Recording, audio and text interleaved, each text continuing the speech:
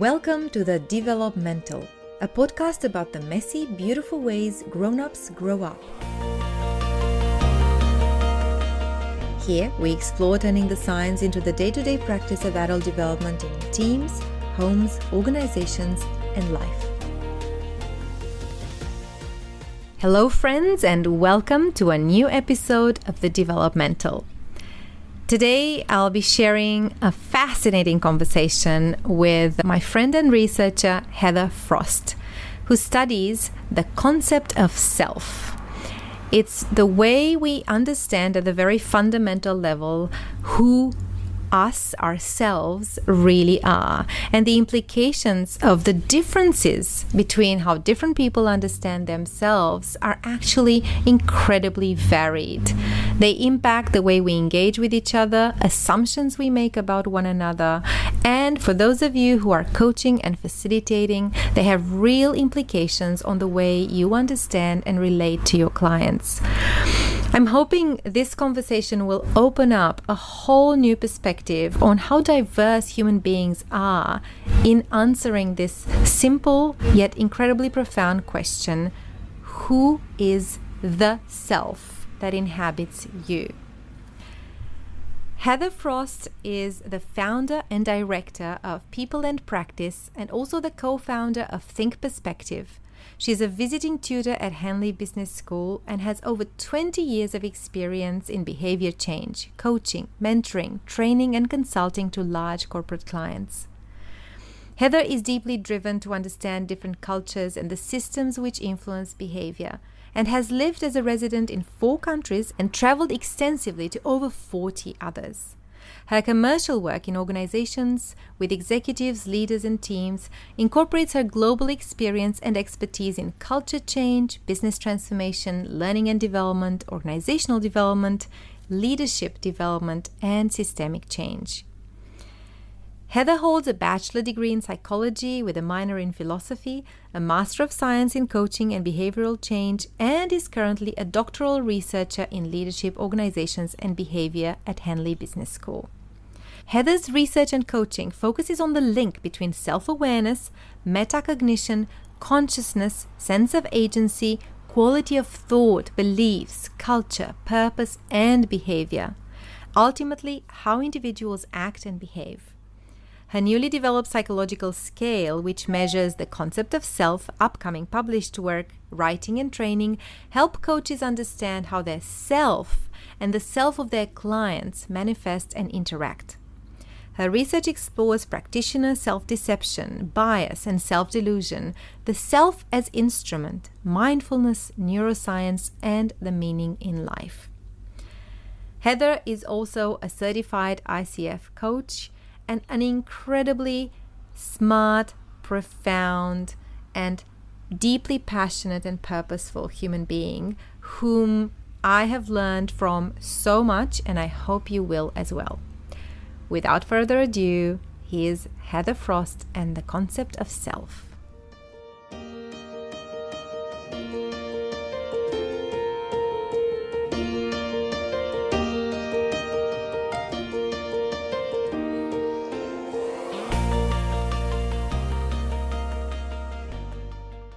I'm filled with nerdy excitement, to be very honest, Heather. Me too. Yeah, it's great. It's great to feel that nerdy excitement. Welcome to The Developmental. Officially, I'm very happy to have you on the podcast. Yeah, no, my absolute pleasure. I've been looking forward to it since we had our initial introduction conversation. Almost wish we recorded that. That was so interesting. So I think... Yes, so hopefully...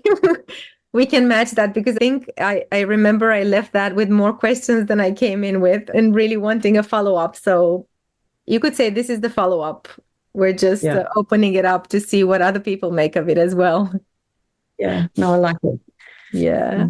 So maybe I'll share a little bit about how we came to, come together today to have this conversation. And I was trying to remember before we joined the Zoom call how I came across your research. I can't remember where I found it. It was somewhere on LinkedIn, But it really struck me when I saw that somebody's researching concept of self and how people make sense of that fundamental question, who am I?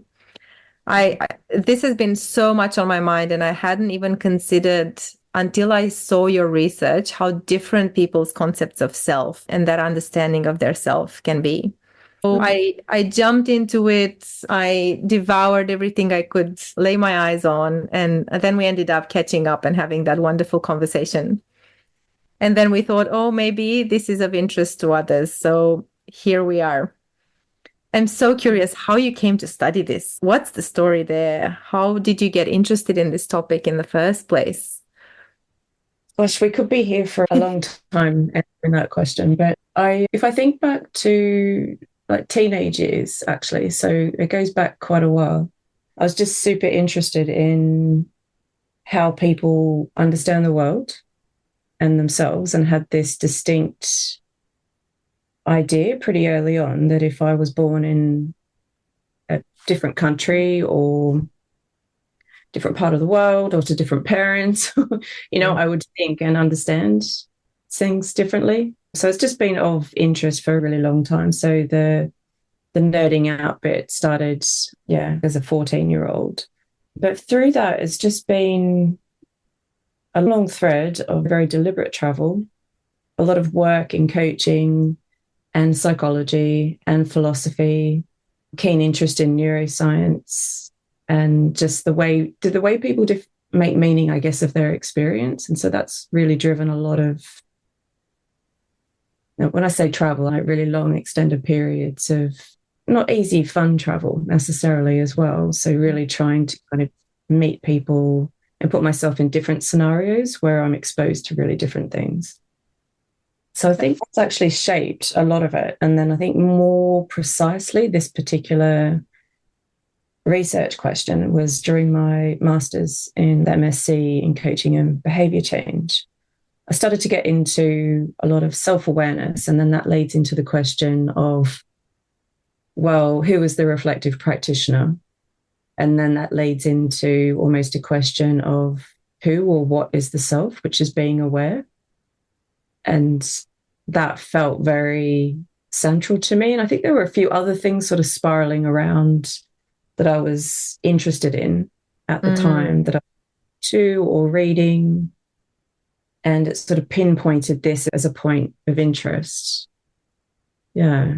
Before I dive into that, I remember you shared with me that you lived in how many countries? Quite a few, haven't you? Yeah, so I've lived as a resident, Australia, Canada, the UK, and long periods living in France and the US. But when it comes to traveling, I haven't counted for probably 10 years, but it was over 40. But some of these were really long. Yeah, periods of time, right? Trips, where I'd travel overland through, one was from, China to Italy via just on buses and trains. Such interesting cultures to be moving through, and again, understanding the world and the people within it to change drastically. It's just fascinating to me because as appealing as that kind of adventure is intellectually, when I think about it, I also find it terrifying in some way. If I imagine myself doing that, for perhaps the very reason that brought you to the research in the first place, and how it would challenge my sense of self. And I've traveled a lot as well, but not in that really brave way of completely immersing myself for a long time in a different culture. So I'm curious, first of all, what drove you to tap into that discomfort, or perhaps it wasn't uncomfortable for you? And then what did you learn about yourself doing that? I love your questions. So what drove me? I think growing up in Australia, in this wonderful, beautiful town near the beach, again, this sort of notion of a big world out there that I had limited exposure to. You have to be very deliberate to shake things up. And even when it comes to what content you talked about, sort of devouring content or what things you get exposed to, I wasn't going to get exposed to some of those things by staying in the same place. I think partly as well, I had an immune condition when I was 14, and I had doctors saying, you're never going to be able to travel. So, I was like, let's see about that. So in terms of something to, when you've got something that's bounded on you as a limitation, then the things that you really want to have happen really become a pivotal driver. My partner Ian has a massive amount to do with this as well. He's a geologist, and his idea of fun is sitting down, back then looking at atlases on the balcony I remember my parents' house, marveling at like this guy sitting there, just literally looking at atlases and just the world, the two of us together. My interest in, humans, and his interested in, the earth. It's a combination for wanting to travel. And I think partly the exposure bit was something that I didn't book things as well. So you'll arrive with no plan. And that is for, a lot of people really find that confronting when I say my nightmare. Having no plan. When you're thinking about what do you learn about yourself, is capacity to deal with uncertainty, capacity to deal with not knowing, what are the rules here? Because they kept changing in each language, and trying to pick up as quickly as possible the subtleties of like, how do people, connect here, or how do they, even going into a shop, things like that. There was just rules in every different country, unwritten rules. I think just the reactions, it's very basic stuff too. You create happiness from simplicity. This wasn't fancy travel. This was pretty basic stuff. So quite physical and tiring. So I think when it comes to how do you spend your time when you're not working is really an interesting one. And what do you do when you don't put boundaries on yourself to say, I'm going to do this at this time, later this day? You actually do what you feel like. It's quite interesting to see what you feel like. I still try and create versions of this on weekends where I'll have no plans on the weekend and go into central London and don't know what I'm doing after that, to try and capture that and still have periods of time. But you do find this sort of all the things that you're known by, all the kind of bells and whistles or the way you spend your time, they don't exist. Yeah. And no one knows where you are. So the connections are just very different. The stuff that you observe, it's just, What do you think would happen if you did that? Wow, it's just fascinating. I'm listening to you and I'm thinking you're almost going against the grain of the thing that seems to terrify most people. And I'm including myself in the most people, although I have taken quite a few risks, even, moving to the other end of the world and starting life over in a different country, have been through that, but I kind of see that as a one-time decision, not something that I would make a way of life. So it almost, I was listening to you, and I felt like saying, it sounds like you've harnessed not knowing as a thing, as something that you tap into over and over again. And you seem to have gained a lot from tapping into the not knowing as a choiceful thing. Yeah. I have. And it makes me wonder how. So when we moved to Australia, my tapping into the not knowing came, I knew it was going to happen, but I tried everything in my power to prevent it, as in plan everything that could be planned and try to figure out how we were going to integrate and all of that. And I still feel that all of the not knowing, the tsunami of not knowing that hit us, really profoundly changed how I see myself. So I was almost wondering, how this choice of tapping into not knowing that you've embraced as a way of life has shaped how you see yourself, or has changed your sense of self. I can talk about how my encounter with the not knowing has changed me, but I'd love to hear what comes up for you when you think about that question. Yeah. I feel like kind of hope. This is going to sound really drastic, but when you think about assumptions or hope or a certain certainty, you've created a kind of point, like a line that you're trying to measure to, which for a lot of people is really productive, but it just closes down so many avenues and things to explore. Yep. So I think back to your very good question, I think it's probably made me see myself as, I think I'm kinder, actually, Kinda. as a result, because I'm just way more open-minded and understand, people are just trying to do their best, that people are trying to make sense of the world, and you can only know what you've had exposure to. And so I'm going to have my own way of understanding the world. And I try to be deliberate about putting myself in environments that will sort of change that. But a lot of people don't have that opportunity, or they haven't maybe thought it was an option.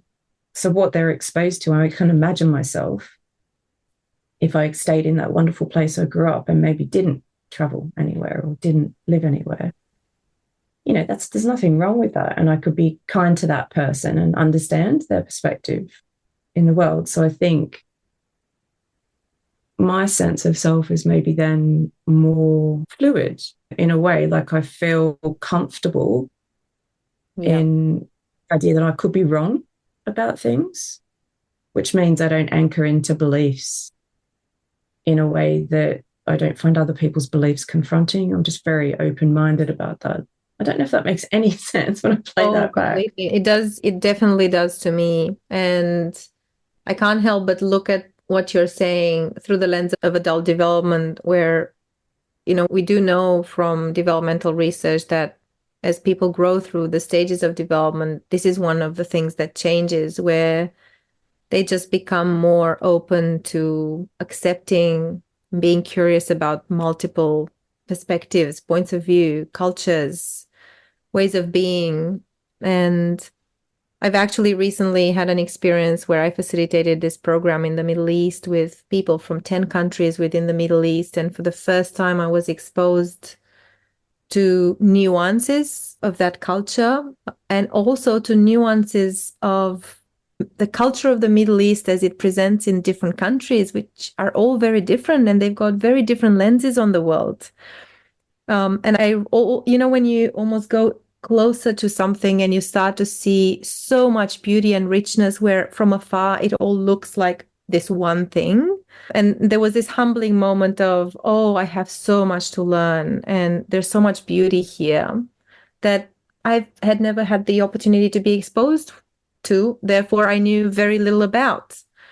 So there was something humbling in being faced with my own ignorance, but also something just really rewarding in learning about all of that cultural nuance, and way more openness and way more curiosity that I found in me as a result. And that's just one small example of perhaps the same kind of idea of tapping into a world that's very different from your world. The worldviews are different. It was a coaching context. So we were discussing beliefs and assumptions, and people were giving examples of different beliefs and assumptions that were just part of their worldviews. And they were not part of my worldview, but in that context, we had so much kindness for each other that actually I could see how we were all holding each other's radically different worldviews with a lot of gentleness, with a lot of compassion, with a lot of curiosity. And there was something very precious about that. So all of that, we could say, are hallmarks of maturity. But then maybe the question comes, how do we cultivate that kind of capacity to see that there is so much difference out there, and also to be accepting of it instead of kind of stuck in, this is the way, this is right. Therefore, if you're not on the same page, you must be wrong. There's no way we could both be right at the same time. Yeah, I've got a huge passion for that. And I can hear that in what you're describing too, is when you asked about sense of self, is my urge or need to kind of close down other people's thinking to protect my own is not there. Yes. I hope it's not. And I hope that's not what people experience. But so there's a comfort in the way, in appreciating how I understand the world. And I can almost trace back to the people I've been exposed to, the places I've been, the things I've learned. I can understand how my experiences have shaped who I am, but that means that I don't feel a threat with something that's hugely Completely different. I'm going to try and shut people down as a way to say, okay, I'm anchored in my view. It's just a view that can be very easily explained by looking back. Yeah. I think what you're saying, oh, sorry, you go. You go. We've got too many things to say. So now when you said this, I just realized that on the weekend, I went to the cinema with my daughter and my husband, and we saw Inside Out 2, the cartoon. And sense of self literally features centrally to that movie. So I don't know if you've seen it, but I am absolutely sure you'll have a blast watching it. And I'd be so curious of your thoughts.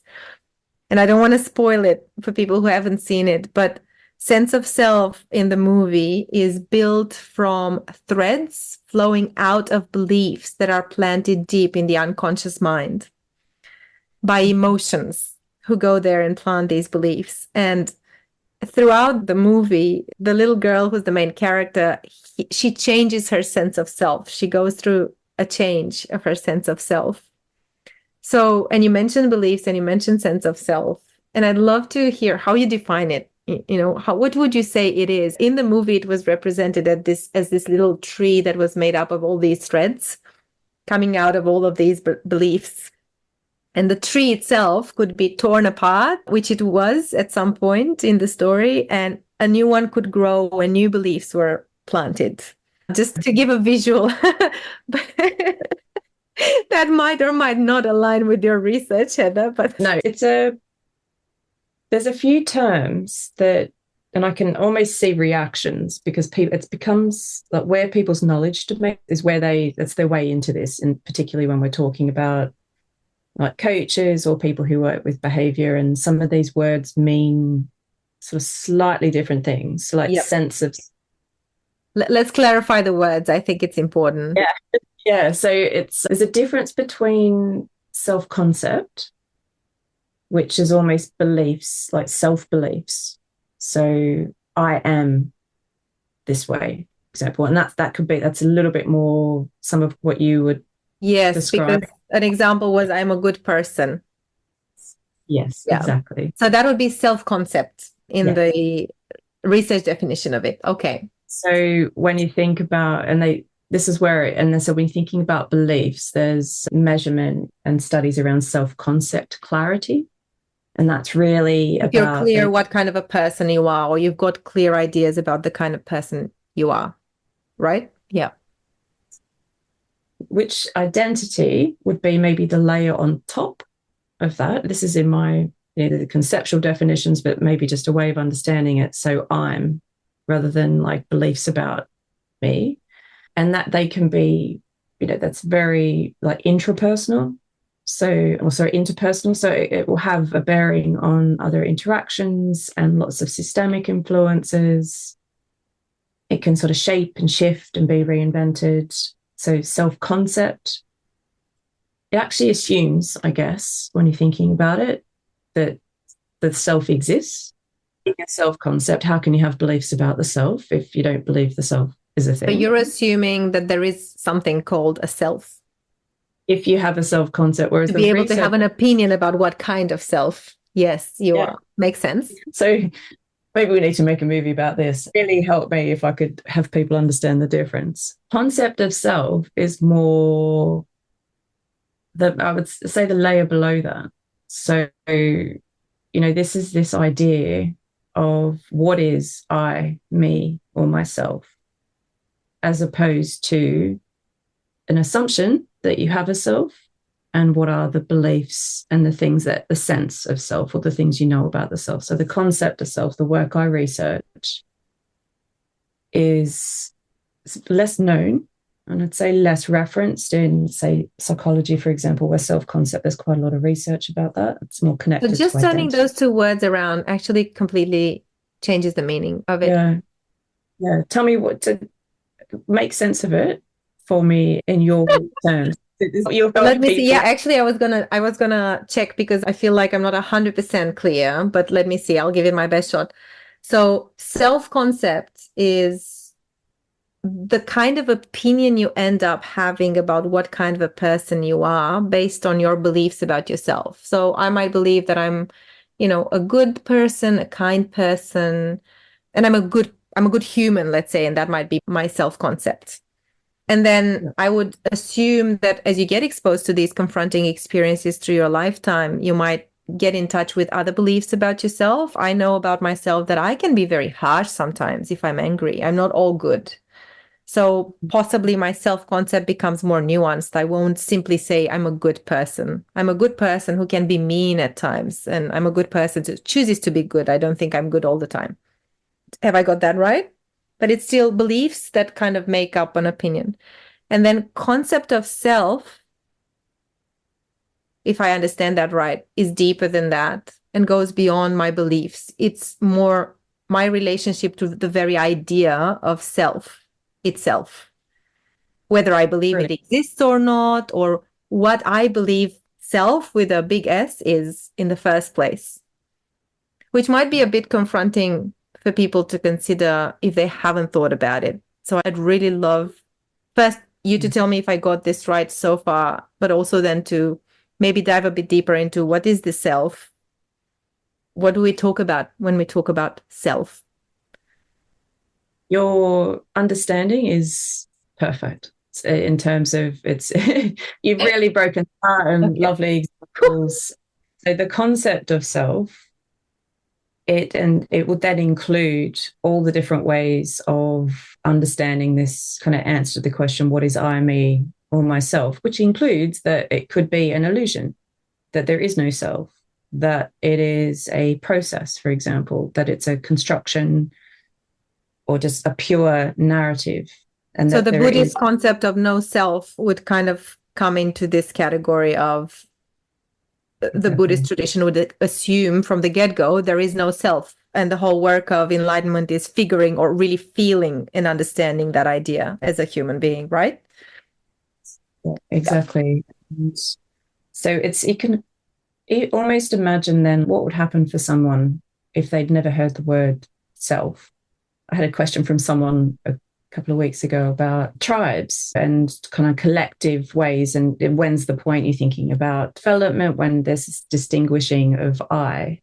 But this concept, it can be something that people have really interrogated and thought about deeply. And by finding out about this in my research, it can be almost yes, I've got this sort of sense of this thing, but now I've started to think about it. I think about it in a different way, or perhaps people have never, ever thought about it. Yeah. But what it really then means is it can be pre-reflective, but there are distinct ways that the population, and this is the part that I find really fascinating, is, what's common in the thread. So self-concept will be very individual. Like your experiences and your beliefs about you will be different to thousands of people, and you won't be understanding it in terms of common underpinning. Probably there's going to be quite a lot of difference. It's going to change. So your self-concept is likely to change, as would your identity. Whereas a concept of self is a little bit more like a belief, in the sense of this is how I understand what is I, me, or myself. Yeah, like a one particular type of belief about self. And so it can change, but they're usually from quite drastic things like sort of transcendental experiences or trauma, or, there's a lot of research into people that take psychedelics and they maybe have a sense of self and they lose that, or what you're exposed to, religion, things like that. But basically what it's come back as is across all these different knowledge domains. So it was really important that it wasn't just, psychology or coaching or adult development. It includes philosophy, consciousness, neuroscience, as wide as I could read. And what are the threads that were started to emerge that are consistent, that are being discussed? And then they were this idea of stability of self. So almost a question of, is the self psychologically continuous over time, or is continuity an illusion, for example? So when people say, oh, I'm not the same person I used to be, that kind of reflects the belief that the self is changing. You're not the same person anymore. You don't stay the same person. Or Yeah. someone else might feel, yes, I'm absolutely exactly the same. I feel the same as I felt when I was a child or a teenager. Yeah. So it's like I call it sameness because that's the nice way to, a less technical way to think about it. But this idea that there's a thread that endures, that is me, that is the same. And some people find this super comforting and liberating, and they get a real sense of who they are, and that helps them in their world. Other people would find that shackling and absolutely a barrier to change, and they're at the opposite end. And there's lots of ways that low stability of self might show up, which might be no self, illusion. The self as a construction, it's just a process. What I do next is who I become, what I experience becomes my thing I call me or myself on that day, but it's not the same the next day. Yeah. Can I ask a follow-up question on that? Because I think a lot of people will probably at this point in the conversation think of this idea we keep hearing about a lot about, find your authentic self, find your true self, tap into the real you, whatever you want to call it. So even when we say that, would your research be suggesting we're actually assuming there is a continuity of self? So it's almost assuming a particular stance towards the self. This whole self-help branch, or I don't know, whatever we want to call it, focusing on helping people figure out what their true calling is or what their true self is. What are your thoughts about that? I love your brain. So that is right in the middle of some of why this work can be really liberating for people, because there is an assumption that there is a self at the center of experience. When people are saying authentic self, true self, which, and I think a lot of particularly Western, the Western world, particularly organizational leadership, kind of popular psychology. LinkedIn is a really good example. But imagine if you're a person who understands the self as, I'm making and shaping this. I get to create who I am. It's malleable. It's not going to stay the same. There's not one stable thing running through me that is that self, right? And so it can then be, when I see this a lot in my coaching work, if I take the research and then the kind of practitioner work, is, first for people to understand how they're assuming it is can be really useful. And then I guess that's like all beliefs, you can say, or ways of understanding, is what serves me? How do I want to understand it? Some of these things you can't change. Seem so inherent unless you deliberately say, you know what, I've never thought about that before, and I think actually this is a better way. And that's fine. People can say they maybe want to change the way they understand, say, the self as this idea of sameness, but they don't have to. But certainly, I think socially, there's a lot of influence that would make people feel like they need to be finding that. And the other factor, or there's two other ones that have come through that probably taps into this idea of true or authentic self is, again, you have to have an assumption that there is a self, but then there's unity of self or multiplicity. It's a solid thing, like a right? Yeah. So it's this idea, unity of self is that there is one connected central me, so oneness would be a way of explaining that, which is a bit more connected into this idea of integration, true me, authentic me, something like a return to self, but it assumes that there's one to return to, or versus multiplicity, which I think a lot of people might have thought, well, that's a bad thing, but that's just where there's many me's and they're distinct different selves. But that would have a bearing on this idea of true or authentic. True. And then, because if it's a multiplicity, then you'd probably be less likely to look for the one true self. But if you're assuming unity and you're assuming continuity, you probably are going to look for what's that authentic self. Yeah. And it can then mean, I talk about selves-awareness versus self-awareness. is when people kind of realize that it's okay to understand themselves as having multiply distinct separate selves, which, by the way, like from what my data is showing, is that sort of over half the population are more in towards that direction. Then they can have voice and start to think about it. But it's not this idea of a disassociation or that there's a kind of mental concern here, that this is just a way of understanding. Yep, a perfectly normal way of understanding the self as being made up of multiple. I can't help saying parts because I always think of internal family systems when I think of that perspective.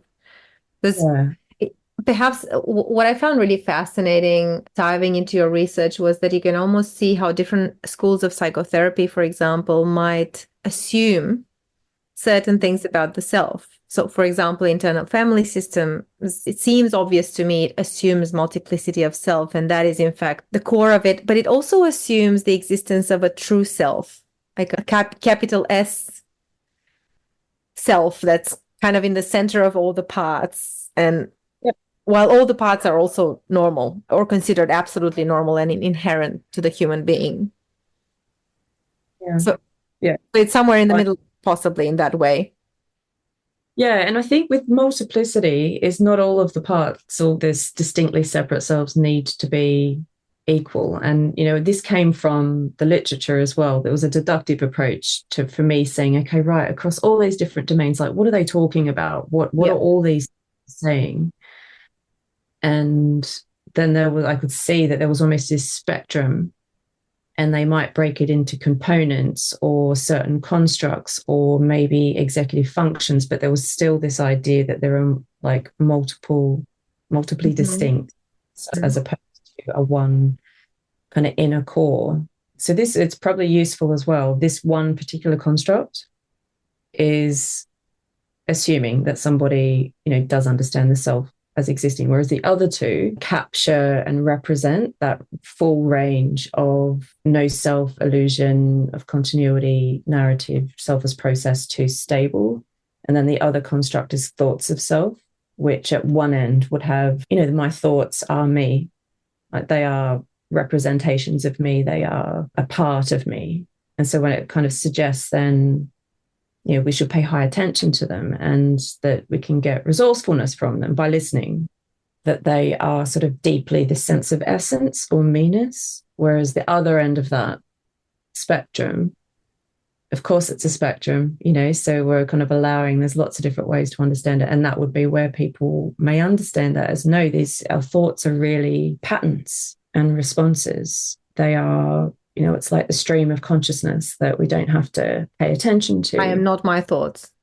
Exactly. Yeah. Oh. Yeah. So connecting with, you know, if we think about someone who's maybe mastered mindfulness in some way, they may be more down on that side of the spectrum, as opposed, you know, I often cite like the idea of Nancy Klein's work, if you're familiar with her, where your thoughts they're almost gems to extract and bring out in the right conditions and pay attention to. So, you know, that would make a really big difference, wouldn't it? If you think about, you know, are you stable over time and your thoughts as being like unique expressions of you, like your life experience, were very different compared to the other end of the spectrum. It does. And because this is so beautiful and complex at the same time, I almost feel the need to kind of zoom out and just share what I've heard so far, because I have a follow-up question for you around what the implications are of understanding this, of wrapping our brains around this. So if I hear correctly, essentially we have these big ways of relating to the concept of what self even is in the first place. And then on the one hand, you've got people who just don't believe self exists at all. And then you've got people who believe there is something called a self. And then that self can be stable over time. I'm the same me that I was 25 years ago. Or it can be completely fluid and it changes. And I'm definitely not the same me. Just like my body technically is not the same body.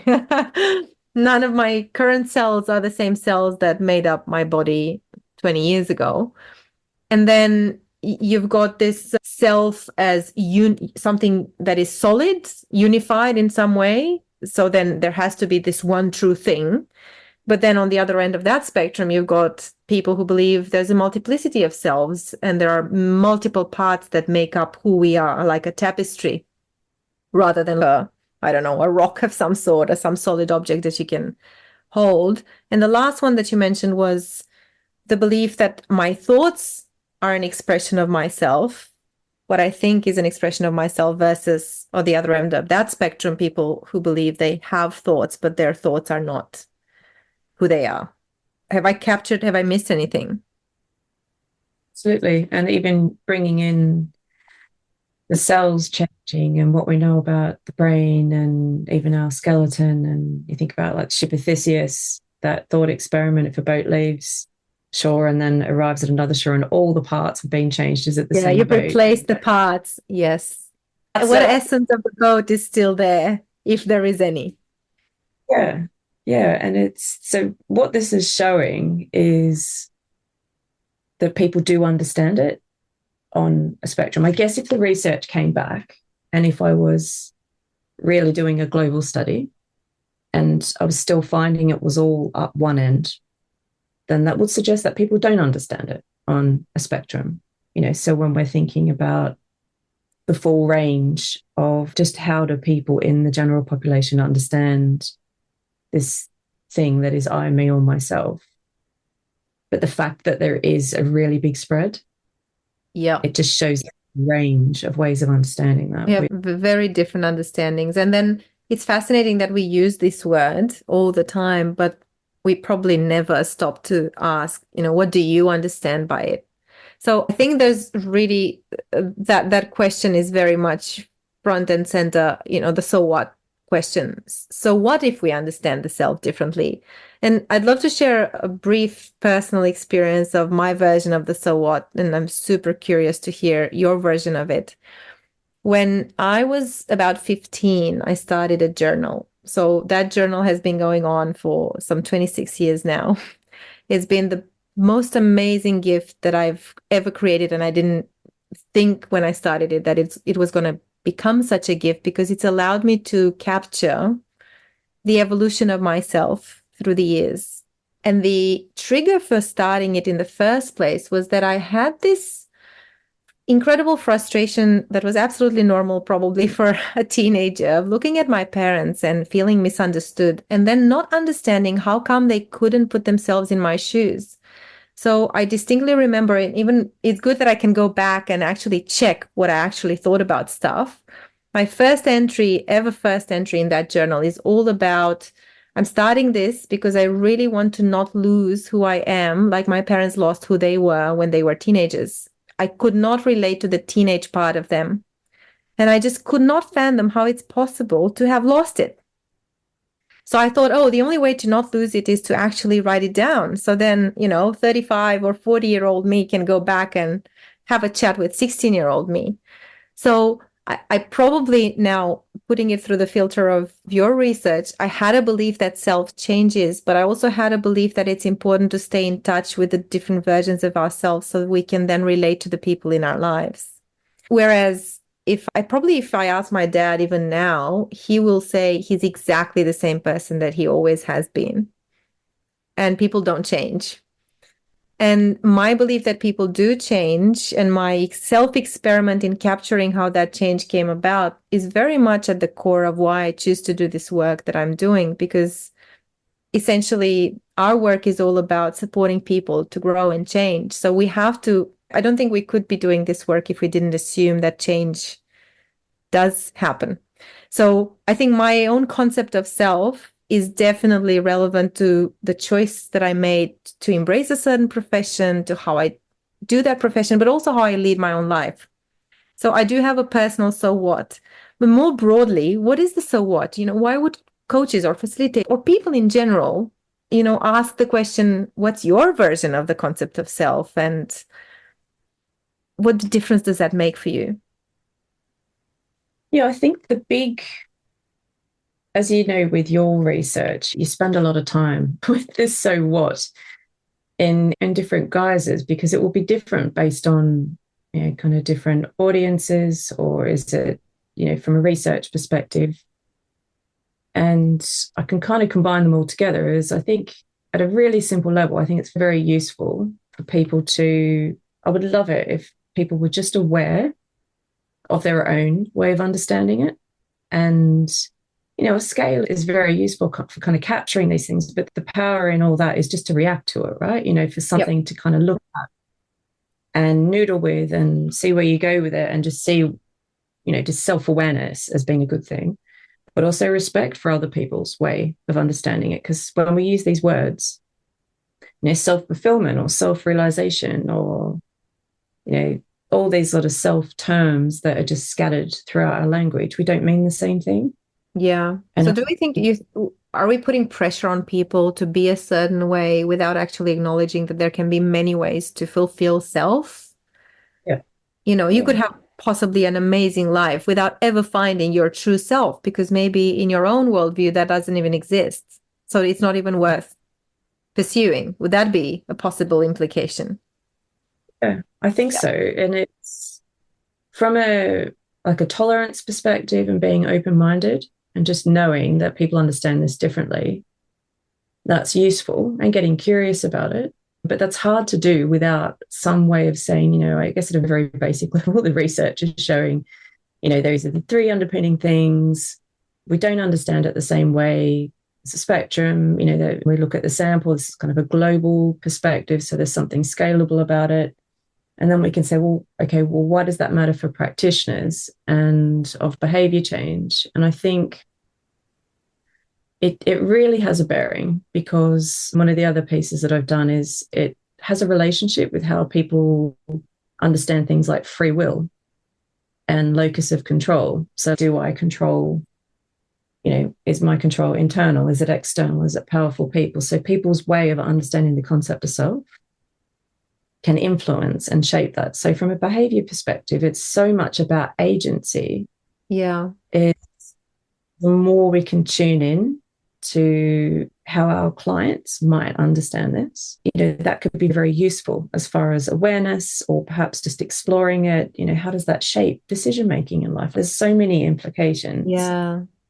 So would that mean, for example, that if somebody has the concept of self as solid and stable, they are less likely to feel they have agency in changing themselves?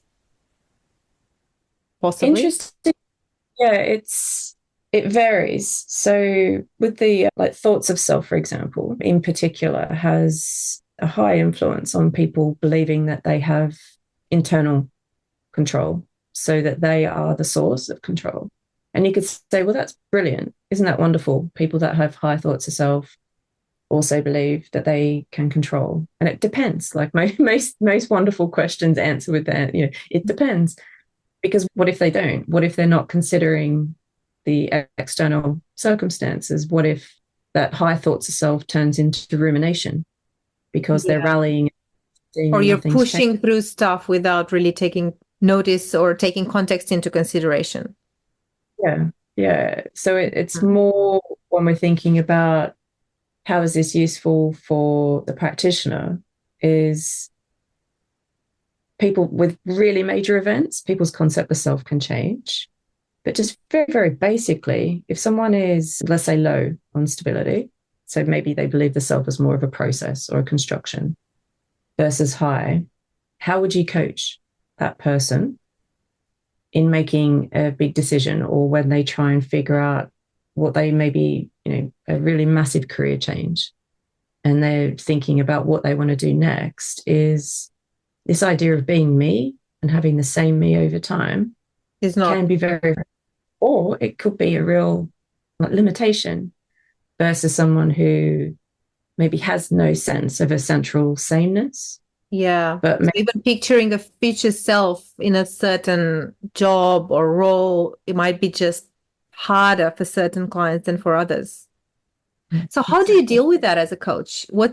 How are you integrating that into your coaching, that awareness? Yeah, I'd be keen to hear if you can even spot that. If you think about some of your clients, or where you see, in adult development, I can see that the three factors and the fact that this is on a spectrum, you could almost sort of, it's not like a gradation, but you could almost spot like people might shift around on the spectrum. But I see this in my knowledge of this, and then my awareness of this means that I can hear it in language in my clients, like narrative. And this is what we learn as coaches, like assumptions stand out, don't they? They're almost dripping in the conversation. And likewise, it's very hard to use this until you first become aware of it. You can become aware of the way you might think about it. But I can tune in a bit more to my client's world. So I'm imagining a coach who really believes this idea of oneness, I don't know, and high stability. What happens when they have someone who understands the self as different? Yep. That might think that it's sort of some sort of limiting belief. Or the flip side could be true. What if somebody thinks that, you're not your thoughts, and the client is sort of deeply connected to their thoughts? Do they push and they try and break that assumption, or do they need to understand these like nuanced ways of understanding the concept of self? Working with that. Yeah, so there's some choice, like all coaching interventions, and use of self becomes really interesting then, because if the self is the instrument in coaching, and let's say there are two selves, or maybe there's one that there is no self, and just the way of understanding it it's like practice, though. I get asked this question. I get lots of practitioners who are super interested, which is brilliant, like coaches or psychologists, coaching psychologists, psychotherapists. And like all things, it starts with understanding your own and how that might show up. What are the implications on the way you make meaning in the world? Yep. And sort of spending a bit of time just imagining what it might be like, and what are some of the scenarios where these factors might show up. What might it sound like in language? And then where could it be useful for a client to either sort of bring it in to the coaching, like anything, or, you just might then be able to kind of notice your own reactions as well, so you can self-manage better. Mm. So what would be an example of that, Heather, if we were to bring this to life with some of the maybe just stories or scenarios we've both maybe heard in our coaching? About you? Can you think of one? Well, I'm thinking back to the scenario you mentioned before with the decision making, and I'm actually thinking of a client that I worked with. I obviously did not think about it in terms of what his concept of self might be, but I can maybe make some inferences now thinking back of that context. But he was essentially in a situation where he had built a very successful business that had grown beyond all of his wildest dreams, and had grown so much that he didn't fully own it anymore. So he didn't really have full control of it anymore. And he found himself in a really huge identity crisis around wanting to continue to lead that business while not really feeling that he could be himself in the business anymore. Perhaps even the words that, as I'm using them now, might suggest, what his concept of self was. But he was working, part of the work we did together was clarify, what he wanted to do next. So I'm or whether he wanted to do anything about it. Did he want to continue? He felt like he was not himself anymore, but that was at the core of his challenge. Whilst having pursued a dream that he, had assumed, when I get to this point, I'll actually be so fulfilled, and he was not. So through the lens of your work, what would you be curious about as a coach, or what would you explore with this client? In what way? That might be, and there might not be obviously any recipe. I'm not looking for any such thing, but just to almost bring to life, what does this understanding, this awareness of the concept of self look like in practice for a coach? How might it inform your work with a client like that, in that situation?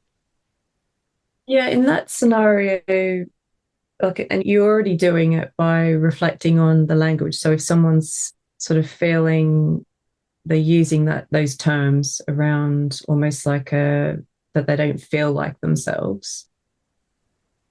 That suggests already that they, that they understand that there is one, which might seem really obvious to people, but I coach people that maybe don't understand that, or maybe don't want to understand, or kind of have this belief in self. They think it's limiting.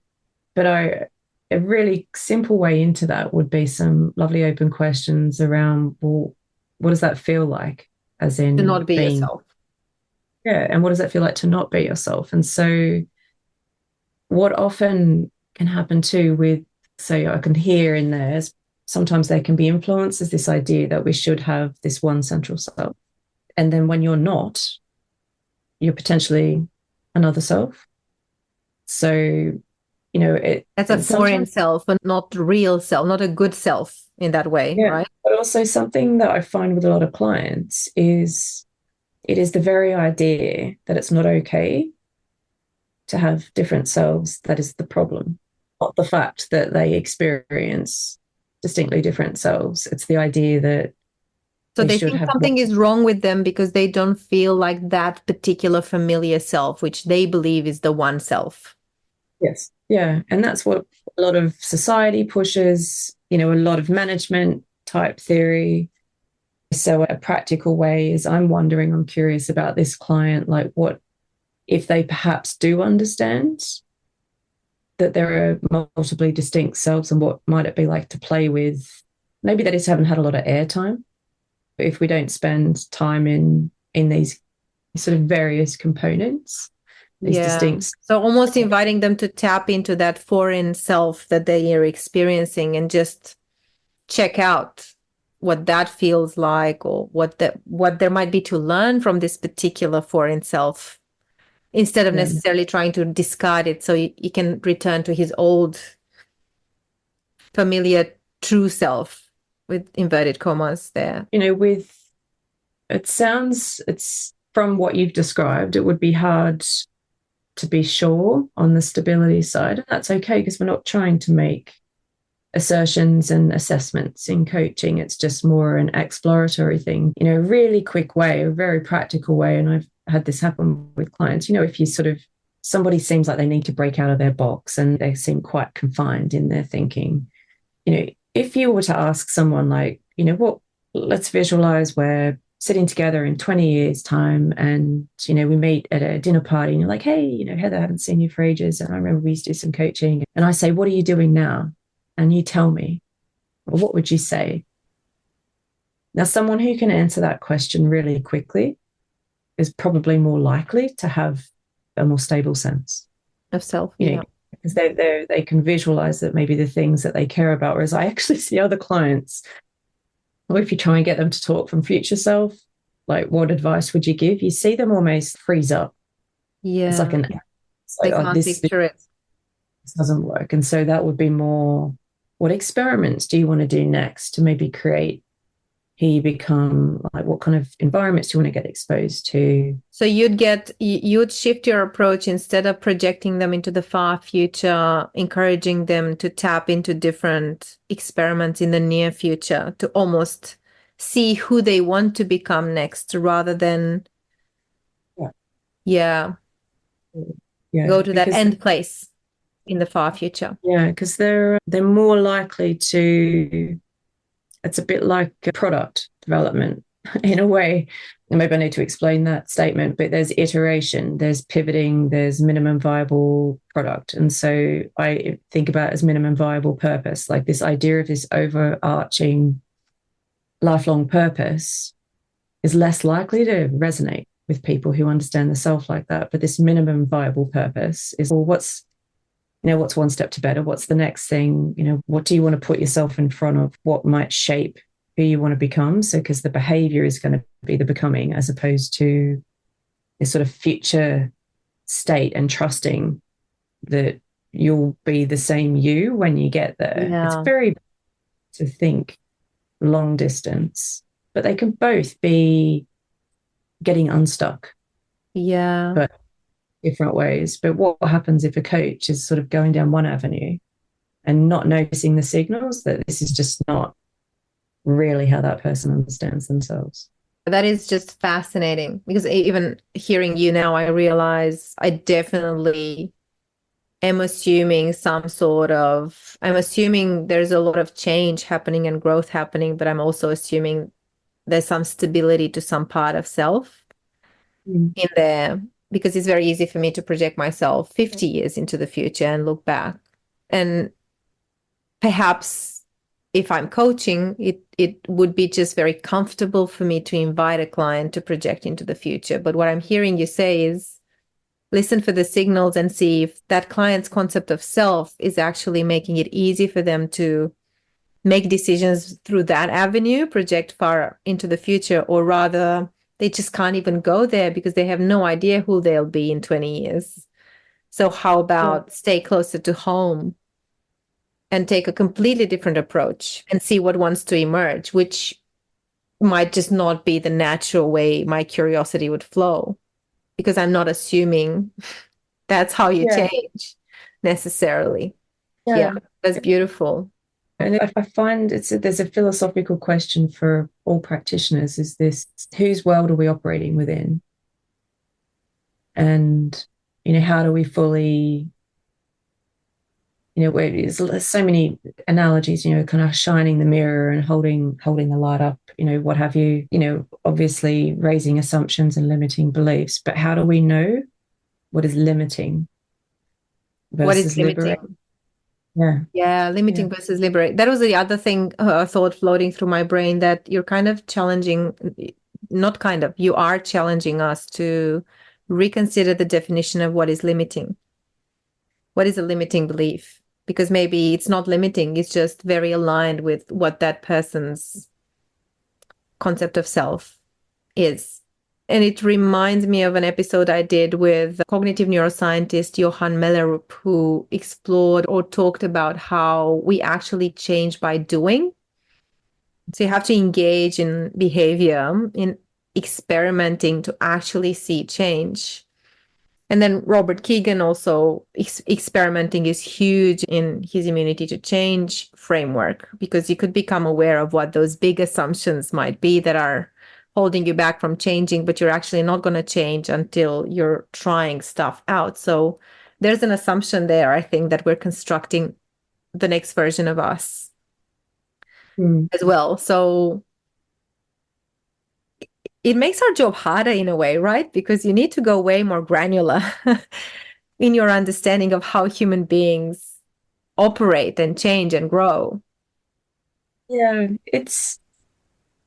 I guess it's people who get into the work we do, I think primarily it is around how it's just brilliant how different people are, and the complexity and the nuance. And I think for coaches there's a real balance of, particularly coaches developing and learning at first, is that balance of wanting to add value and a real doing and lots of tools and techniques, which has implications as well around understanding, because it feels so much better and safer to be certain.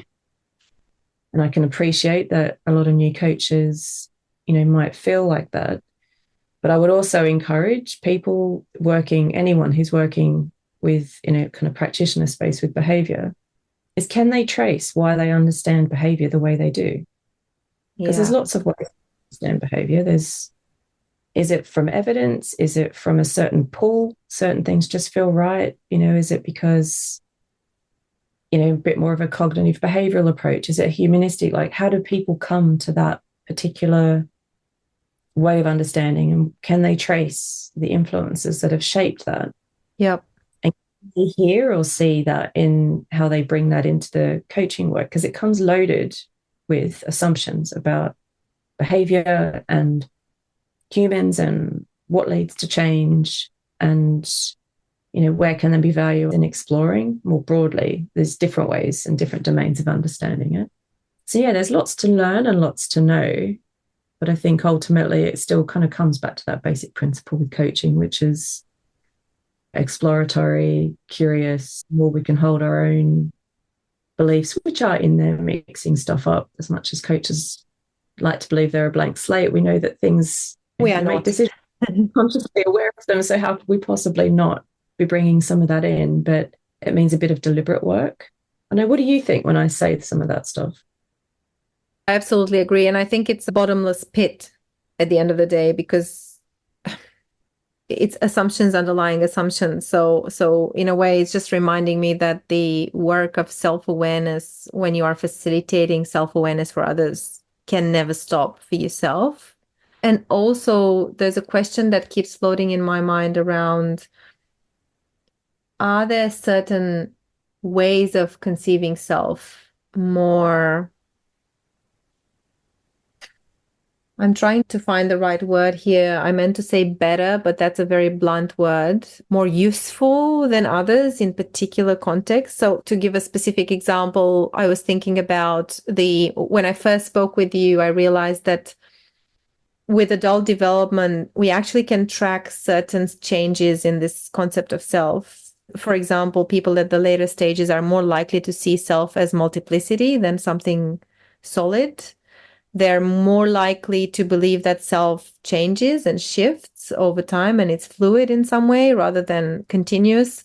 So and I don't know of any research who has actually, we would really need to validate that, but we do know that people at the later stages tend to see themselves that way. There is enough research on that, although it has never linked it specifically with concept of self.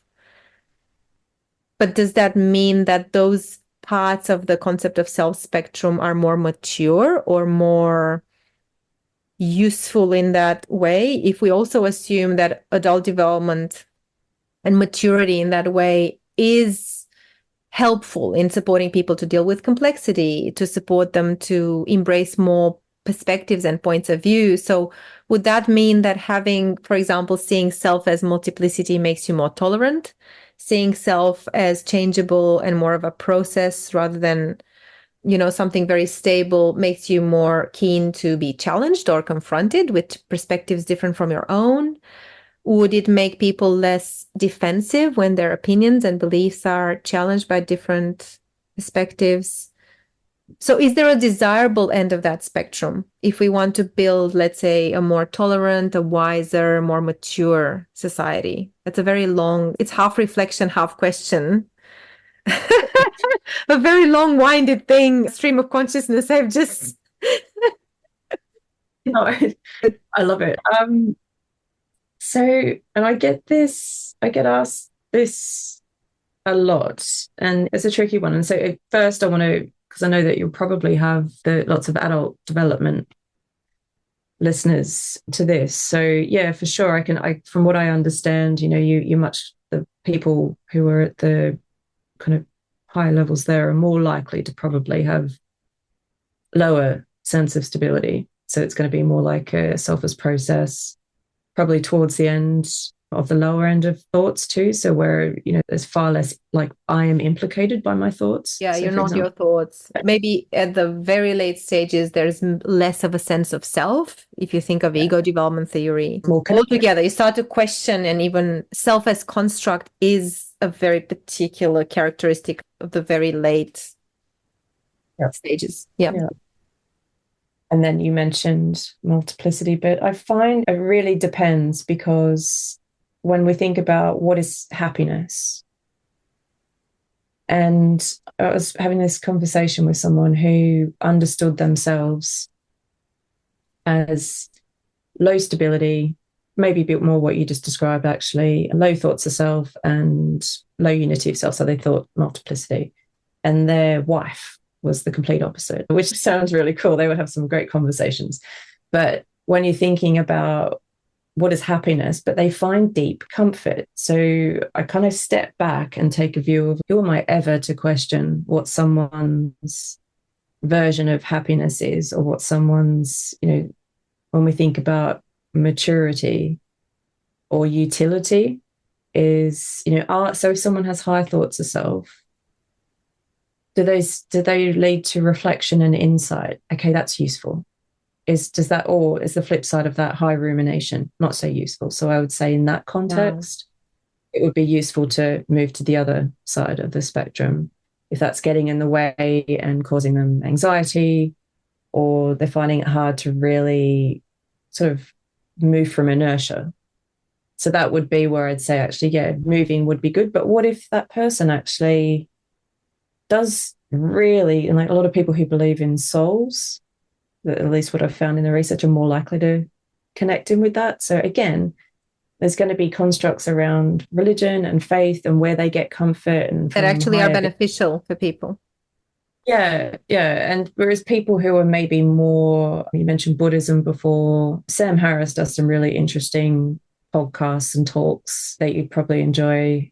Really, he's way more on the no self, illusory self. He's a neuroscientist, philosopher, self as process, and would argue that a lot of the ills of society and pain from this idea that there is a self.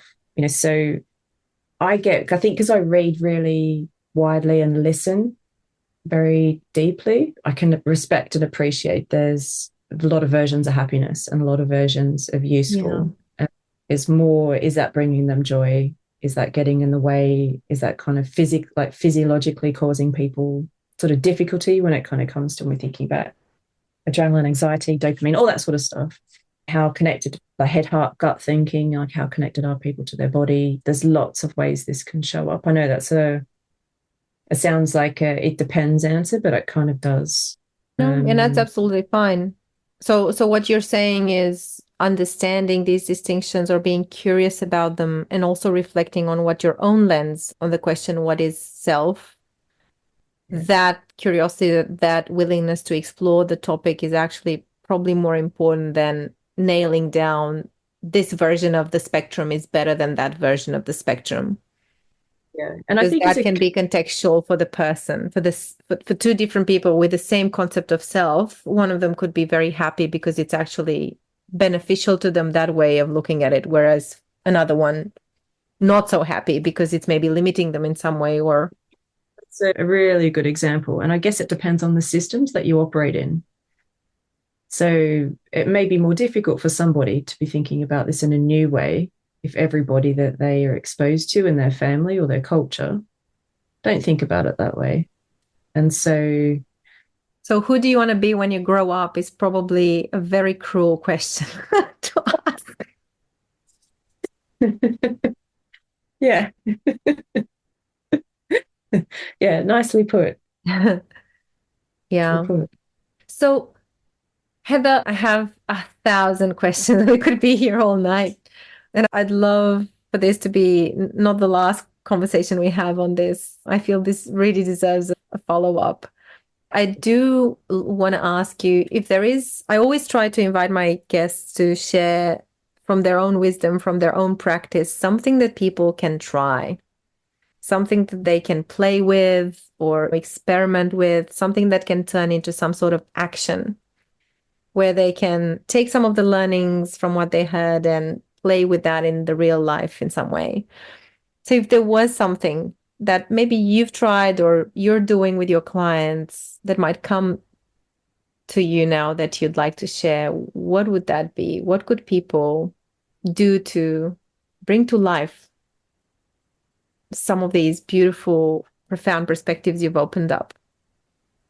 I think first would be a bit of self-reflection. So if people are listening here, I'd get out a piece of paper, write at the top, what is ourself or the self?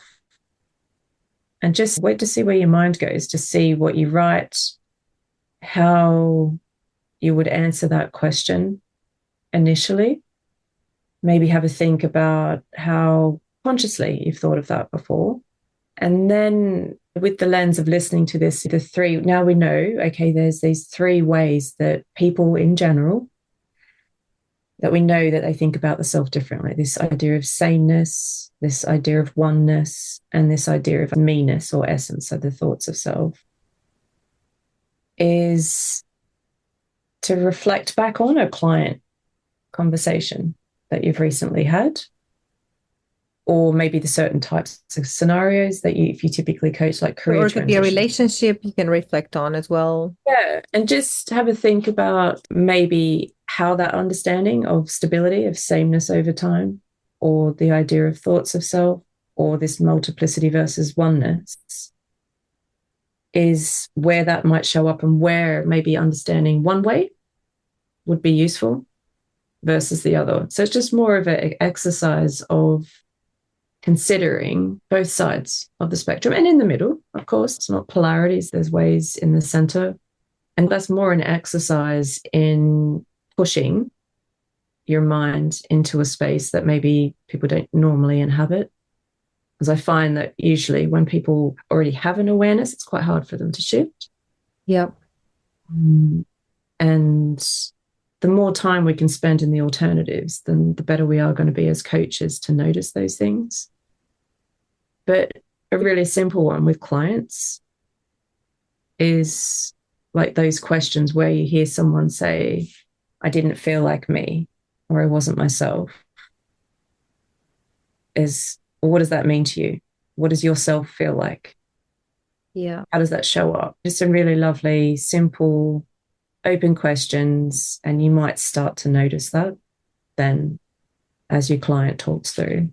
So just starting simply as a way of doing what coaches do brilliantly, in just raising awareness of maybe some things that clients haven't thought about in quite such a deliberate way. We can do that without being gurus in knowing the detail of the constructs and the background and the theories. And that's part of what I'm hoping to do with this. Is this world is so complex initially, is now we've got these factors. That's a lot simpler.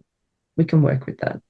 Yeah. And now we've got treatments. Okay, great. We can work with that. Now we've got some different ways of thinking. Okay, we can work with that. That's what we do as coaches. Yeah. So not thinking of it as a straitjacket or a model to be bound by, but just more kind of unlocking some doors to new thinking. Yep. I love that.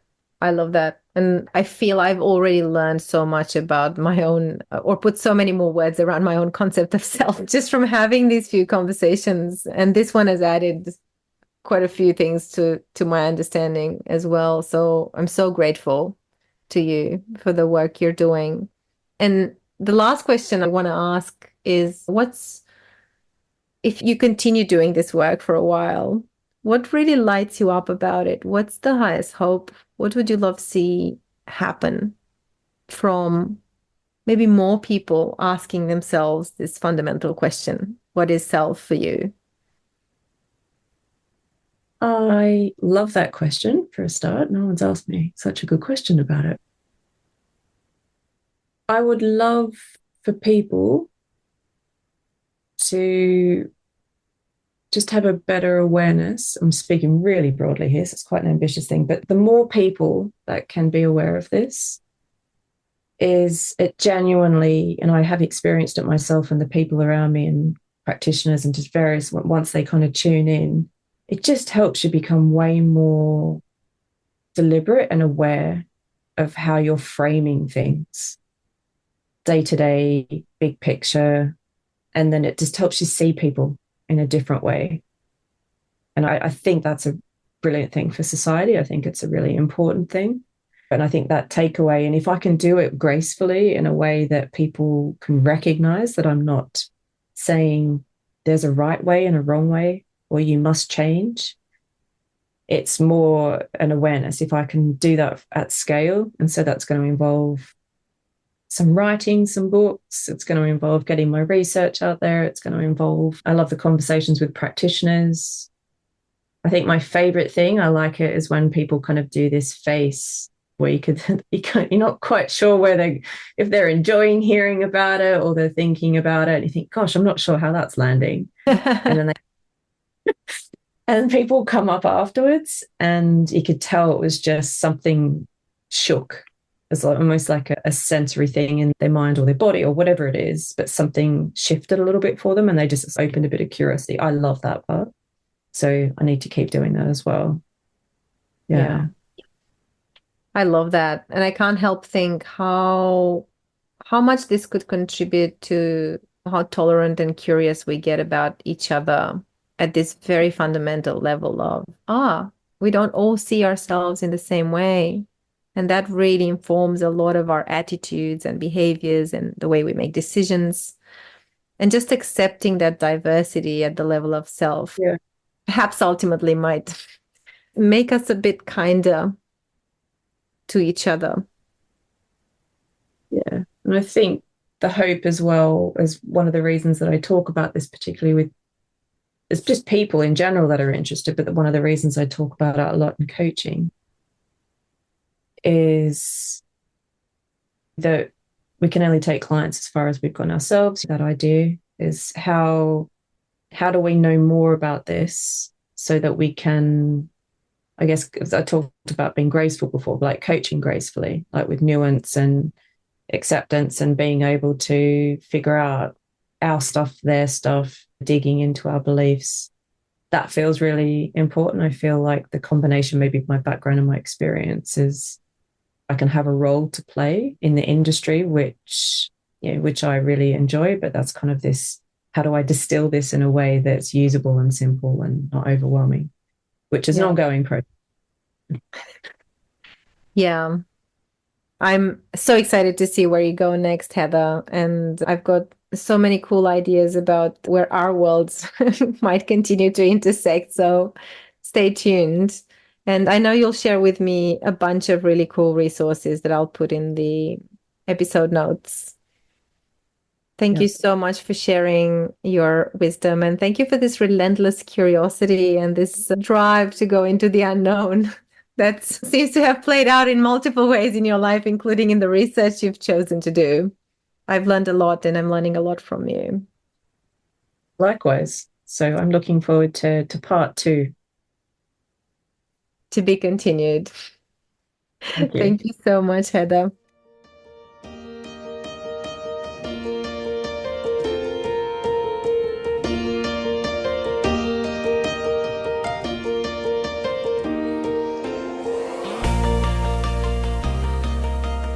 As always, I'm curious what this episode sparks for you.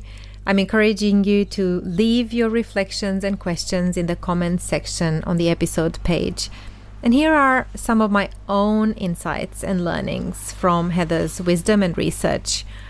One is this fundamental difference between self-concept, the totality of the beliefs we hold about ourselves, such as I'm a kind person, I'm a devoted mother, and all of the other things that define how I understand myself, versus what Heather studies, which is the concept of self, the fundamental understanding of what self even means.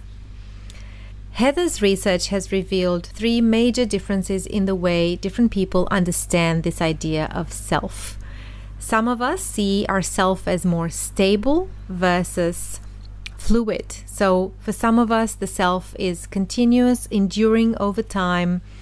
We are the same people in our 40s or 50s that we were when we were very young, while others feel that our self is quite fluid. It changes significantly. So our future self will possibly be nothing like our present self. Another difference is how people perceive the unity versus multiplicity of self. Is there just one true self, one solid version of you, versus many distinct selves, parts that coexist to make up this constellation of who you are? And the final difference is how people relate to thoughts of self. Are our thoughts expressions of who we truly are, or are they just passing patterns of the mind? All of these differences in our concept of self impact the lenses through which we see the world and understand our role in it. They impact how we communicate, and if you are a coach or a facilitator, they will impact how your clients will understand their own capacity to develop or progress over time. I love Heather's invitation to use this research as a way to more deeply understand who we are at the core, what we are as human beings, and perhaps in understanding these differences and accepting them, we might pave the way for more compassion, for more open communication, for more curiosity, for the very, very different lenses that other people might hold. If you're curious to learn more about Heather's work, her website is listed in the show notes. You can find her on LinkedIn. And I'm hoping, if nothing else, that this episode has invited you to take a bit of a break from the speed of life, from the doing, and tap a little bit into that space of being, where a lot sits in silence, waiting to be uncovered. Until next time, my friends, I hope you stay patient and kind with yourselves and others.